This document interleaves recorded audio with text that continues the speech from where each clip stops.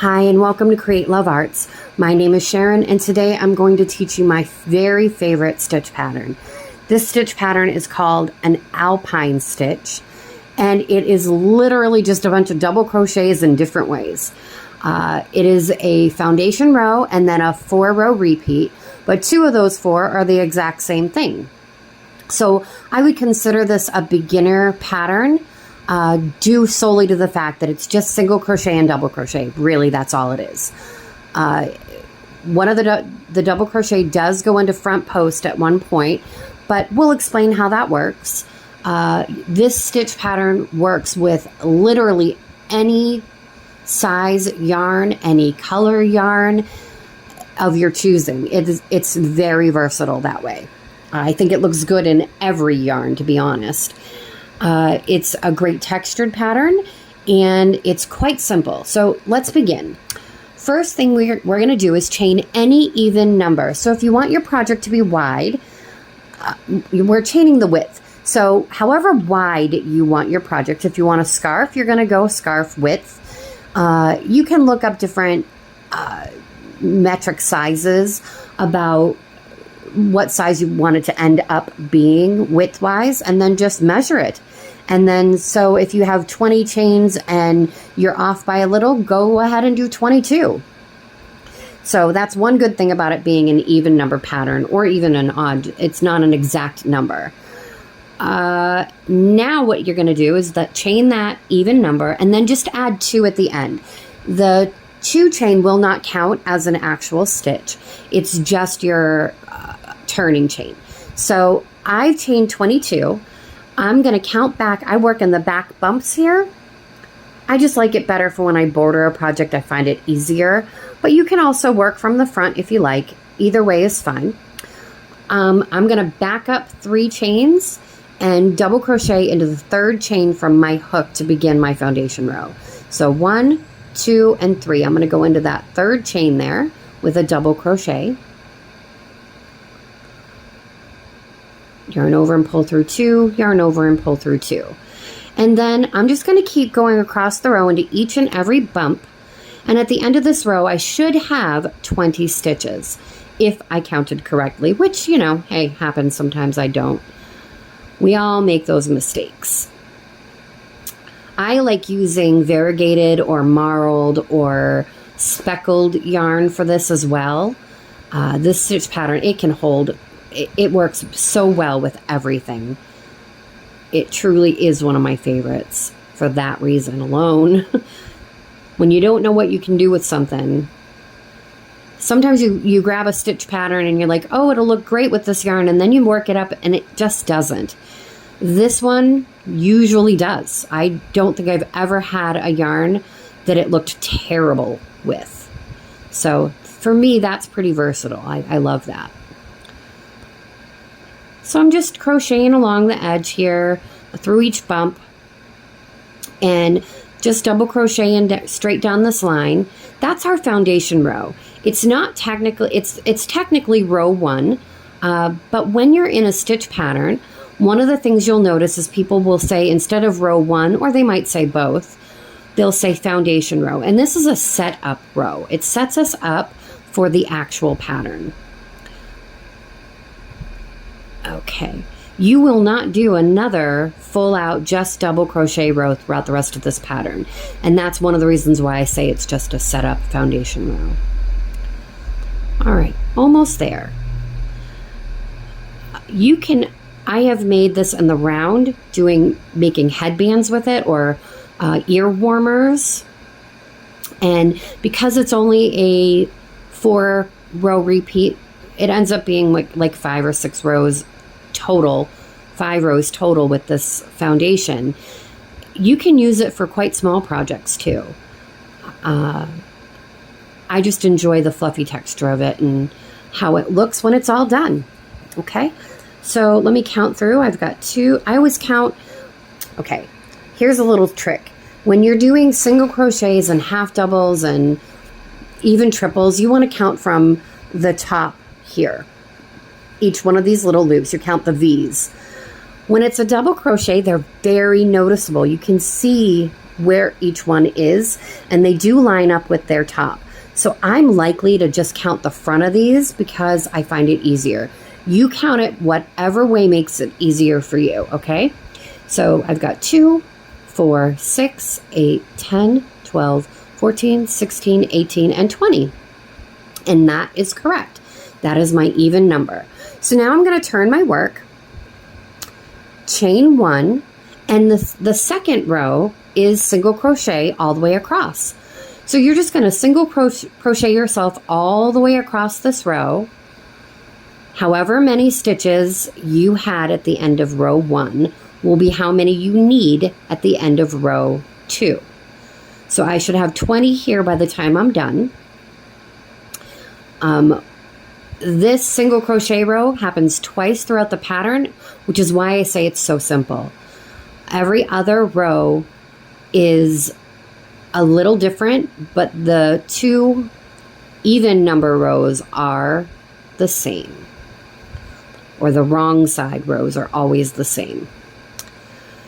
All right, so I'm creeping up to the edge of this one, to the end. And I'm going to give it another quick count because with these patterns, you want to make sure that you are on the right track. And again, I'm going to count from the top now because they're singles. So 2, 4, 6, 8, 10, 12, 14, 16, 18, and 20. Now I'm going to turn my work again. This is where it gets different. A front post crochet is, a front post double crochet is done around the post of the double crochet on the first row. So we're going to chain 2, and the very first one we're going to do is a front post double crochet. One of the reasons why I use this different colored yarn is it makes it a little easier to see each individual double, even if they're a little bit together. So our very first one, not this chain, that's our turning chain, but this one, we're going to go in from the front, pop our hook right around to the back, grab, pull up a loop. That'll leave us 3 loops on our hook, yarn over and pull through 2, yarn over and pull through 2. That's a front post double crochet right there.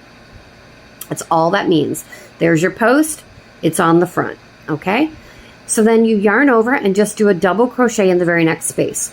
Do not worry about this space back here. It's going to be covered by this and it will mend together at the end or as you go. You won't even notice it. So double crochet right in that next space. And we're just going to do that all the way across, alternating front post and double crochet. So this one will be a front post. Yarn over and pull through, yarn over, pull through 2, yarn over, pull through 2.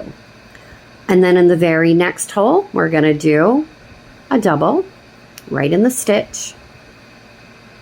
And then we do a front post double again. And you just alternate like that all the way down. Now, like I said earlier, this is a 4-row repeat. So it does change a little bit on the next series of the front post and doubles. Really, you're just going backwards. It's an alternating stitch pattern, which makes it easy as long as you keep track of what you're doing. So front post, stitch, front post, then back into the stitch for the next one as a double.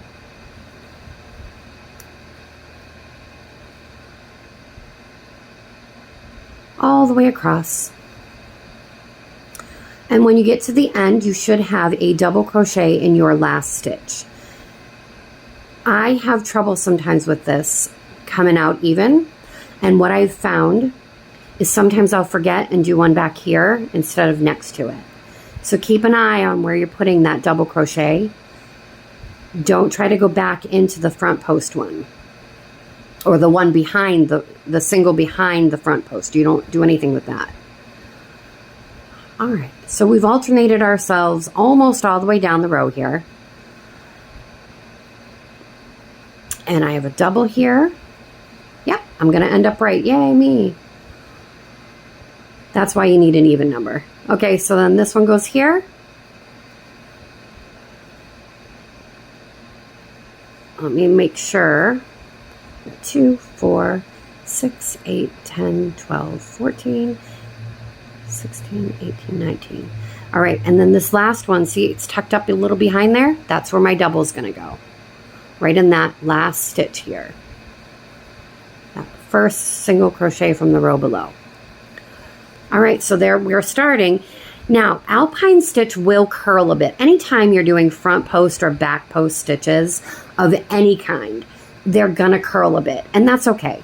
As you put weight on it by building on more and more rows, it will flatten out, and typically you're gonna border stuff like this with something. So that will help pull the weight off of that, that protruding stitch. Okay, so, I dropped my hook. So then we're going to turn your work. So our first row was a foundation row of double crochets. Our second row was a row of single crochets. And then our third row was our alternating front post double crochet and regular double crochet. You do that all the way down the row, and then you turn yourself, chain 1, and then single crochet across again. And again, just make sure your stitch counts are right. You can count as you go or at the end. It really doesn't matter. Be careful not to get too cocky like I usually do and assume that you are correct in your count. It's real easy to miss stitches, especially when they get a little bumpy in the back like this. As you can see, they can get a little hard to see. And depending on the yarn you're using too. Any darker colored yarns are going to be a little harder to see where to go into a stitch.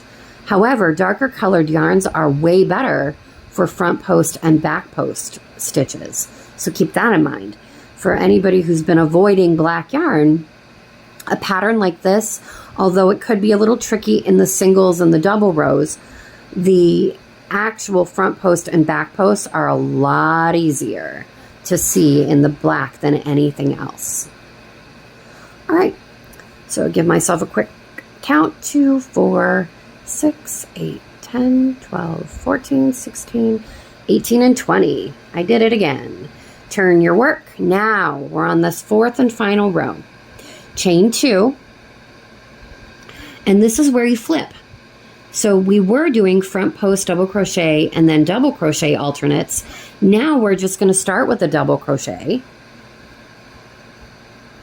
starting here with a double, and now we're going to go down, and every double crochet from row 3 we're going to front post double crochet, and every front post we're going to double crochet. So you're still alternating back and forth. See, this one's a front post. It's poking out. It's poking out. You go into that one with a regular double crochet right in the stitch. And then this one is back in there. That's the one we're going to front post now. And what it does is it just creates an alternating series of these stitches. And as we build on that, it's going to create its own unique pattern.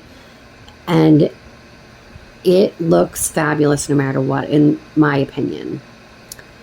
So you're just going to front post and then regular double crochet all the way down again. When you're going to repeat those from the single crochet row to the rows 2 to 5 over and over and over again to complete your pattern. I would suggest though that you end on a row 2 single crochet or row 4, either one. Just end on a single crochet row.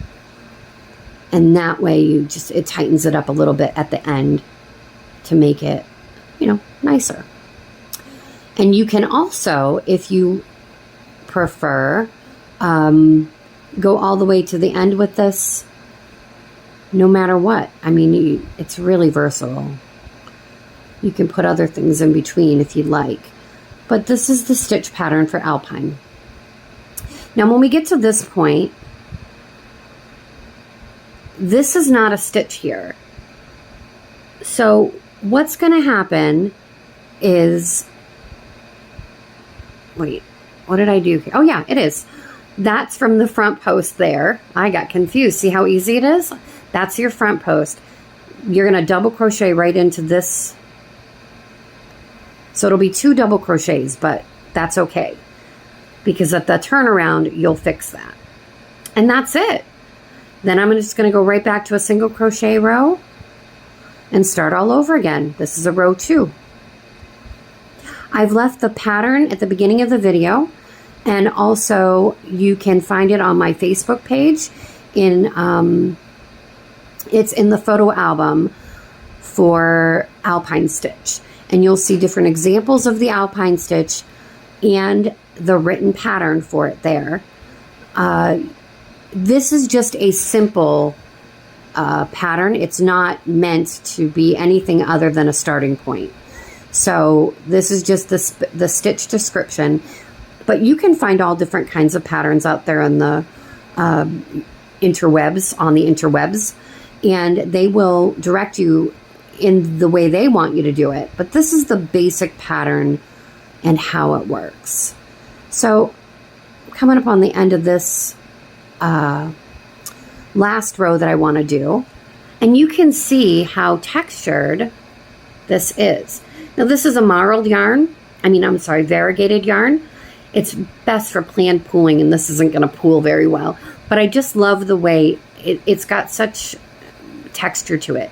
And again, it will curl, but as you put more rows on, it'll straighten itself out. And a border will definitely help with this. Now I did want to mention that the back it is not reversible. The back does not look the same as the front because you're only putting those textured stitches on the outside. You're only bumping out the outside.